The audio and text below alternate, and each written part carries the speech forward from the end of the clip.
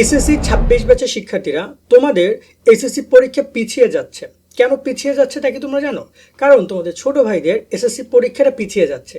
তোমাদের ছোট ভাইদের এসএসসি পরীক্ষার সাথে তোমাদের সম্পর্কটা খুবই গভীর, কারণ একই বোর্ড থেকে এই পরীক্ষাটা নেওয়া হয়। তাহলে তোমাদের এই পরীক্ষাটা কবে নেওয়া হবে এবং কিভাবে কি নেওয়া হবে, বেশ কিছু সিদ্ধান্ত পরিবর্তন আসতে পারে।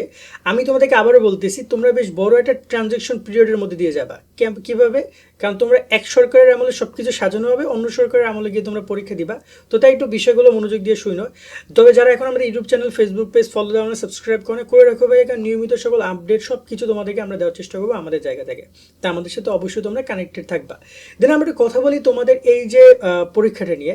তোমরা জন্য তোমাদের ছোট ভাইদের পরীক্ষা নিয়ে সিদ্ধান্ত হচ্ছে কম বেশি ওদের পরীক্ষার রুটিন এই জানুয়ারিতে দিয়ে দিবে এবং তোমাদের পরীক্ষাটা পিছিয়ে যাবে ওদের পরীক্ষার কারণে।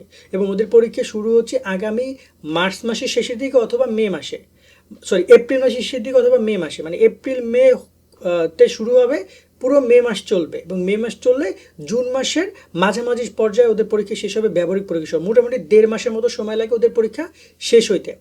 এরপরে কিন্তু তোমাদের পরীক্ষা শুরু হবে।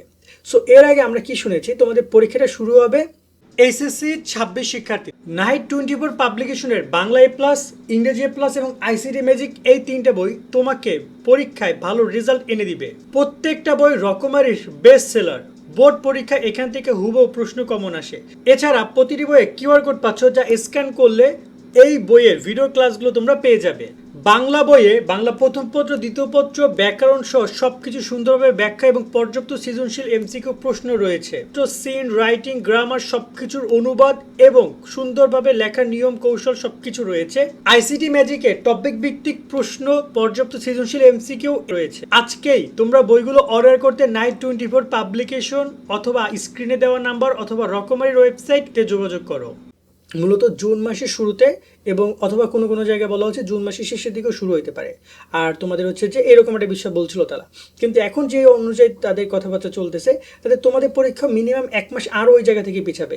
অর্থাৎ জুন মাসের পরীক্ষা যদি ওদের পরীক্ষা শেষ হয়, তোমাদের তো মিনিমাম ওখানে মাঝখানে ১ মাস বা প্রায় মানে অর্ধেক, অন্তত ১৫ থেকে ২০ দিনের গ্যাপ থাকে, তারপর তোমাদের পরীক্ষা শুরু হয়। তো ওদের পরীক্ষা যদি জুন মাসের মাঝামাঝি সময় পর্যন্ত চলে, মিনিমাম তোমাদের জুলাই মাসে মাঝামাঝি পর্যায়ে তোমাদের পরীক্ষা শুরু হতে পারে। এমন হতে পারে যে জুলাই মাসের ১৫ তারিখ বা ১০ তারিখ এরকমের টাইমে তোমাদের পরীক্ষাটা শুরু হতে পারে। এখনও কোনো প্রকার সম্ভাব্য ডেট তারা জানায় না। এর আগে একবার বলেছিল, বাট আমরা যদি ওদের পরীক্ষা পিছিয়ে গেছি, এর আগে তো ওটা বলেন না, বাট এখন যেহেতু ওটা বলছে, সো ওদের পরীক্ষা পিছিয়ে মানে তোমাদের পরীক্ষা বেশ ভালোটা সময় পিছাবে। এখন একটা কোশ্চেন আসতে পারে, ভাই এই কারণে আমাদের টেস্ট পরীক্ষা পিছাবে কিনা, ভাই হ্যান দান অনেক কিছু। আবারও বলতেছি, ওগুলো কোনো কিছুই না। টেস্ট পরীক্ষা নির্বাচনের আগেই সব কলেজকে একদম কমপ্লিট করে রাখতে হবে। তার একটাই কারণ, নির্বাচনের পরে বড়টা গ্যাপ আছে। ফার্স্ট অফ অল নির্বাচনের গ্যাপ, দেন আবার তোমাদের এখানে ঈদের গ্যাপ রয়েছে, ঈদের পরে তো ওদের পরীক্ষা। সো সব কিছু মিলিয়ে নির্বাচনের আগেই সব কিছু কমপ্লিট করে রেজাল্ট প্রকাশ করে একদম ক্লিয়ার থাকতে হবে।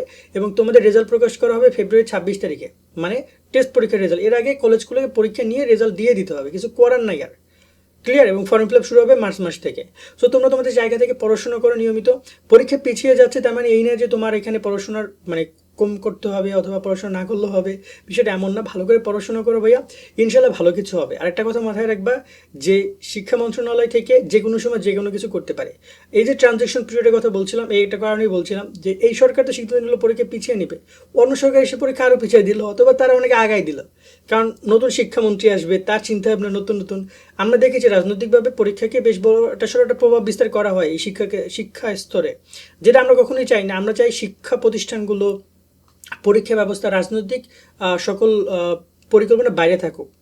মানে মূল কথা হচ্ছে যে এটার জন্য রাজনৈতিক সিদ্ধান্তের কারণে এটা প্রভাবিত না হয়, স্বাভাবিকভাবে চলুক, সবাই যেন একইভাবে চালায়। বাট বিভিন্ন সরকারকে আমরা দেখেছি, এটার বলেই তোমরা হইতে পারো। যার মধ্যে একটা হচ্ছে প্রশ্নপত্র। এর আগে তোমাদের ২৫ ব্যাচের শিক্ষার্থীরা কী করেছে দেখেছো? ৩ ফুট দূরত্বে বসানো হয়েছে। ওদের বেশ কিছু প্রবলেমেটিক বিষয় ছিল। এখন তোমাদের সেই বিষয়গুলো হবে কিনা সেটা আসলে সময় বলে দিবে। এখন এত আগে এই বিষয় নিয়ে কথা বলাটা কোনোভাবে যুক্তিসঙ্গত নয়।